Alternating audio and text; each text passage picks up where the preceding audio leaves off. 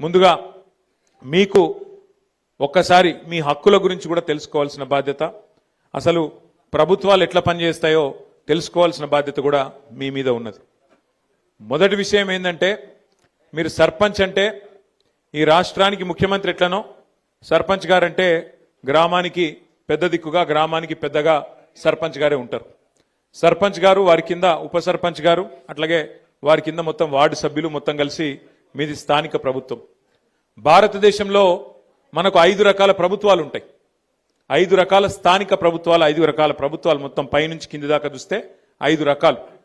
మొదటిది దేశం చూస్తే మరి కేంద్ర ప్రభుత్వం, భారతదేశాన్ని మొత్తానికి ఒక ప్రధానమంత్రి, మంత్రిమండలి, పార్లమెంట్ సభ్యులు, పైన ఢిల్లీలో వాళ్ళు ఉంటారు.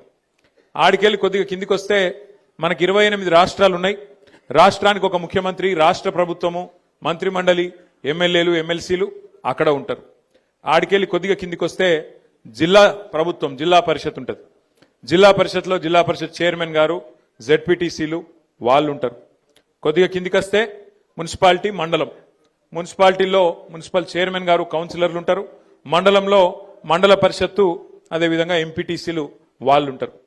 మరి కిందికి మొత్తంగా చూసినట్టయితే 5 అంచెల్లో కింద ఉండేది, ప్రజలకు అత్యంత సన్నిహితంగా ఉండేది ఏంటిది అంటే గ్రామ పంచాయతీ. మరి ఆ గ్రామ పంచాయతీలో సర్పంచ్ గారు, ఉప సర్పంచ్ గారు, వార్డు సభ్యులు, అంటే ఈ రకంగా 5 ప్రభుత్వాలు దేని దానికే పనిచేస్తూ ఉంటాయి. అయితే ప్రజలు కోరుకునేది ఏంటంటే ఈ 5 అంచెల ప్రభుత్వాలు ఒకదానితోనొకటి సమన్వయంతో పనిచేయాలి. ఎందుకంటే ఎవరి హక్కులు వాళ్ళకున్నాయి, ఎవరి నిధులు వాళ్ళకున్నాయి, ఎవరి విధులు, ఎవరి బాధ్యతలు వాళ్ళకున్నాయి.